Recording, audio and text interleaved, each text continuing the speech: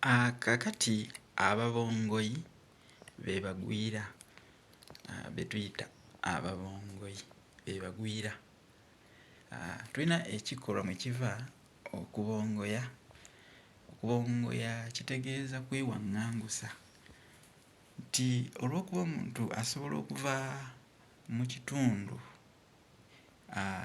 gy'azaala oba ensi ye n'agenda mu nsi endala, omuntu ono gy'aba agenze kyava ayitibwa omubongoyi oba ekitundu ky'aba agenzeemu.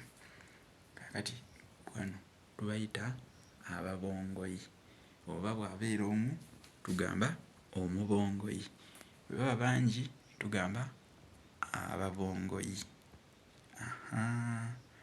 Be bagwira, ndowooza wano kitegeerekese, be bagwira nga okubongoya kyo nnyinnyonnyodde amakulu gaakyo. Kino kitegeeza omuntu, ekikolwa ky'omuntu okwewaŋŋangusa.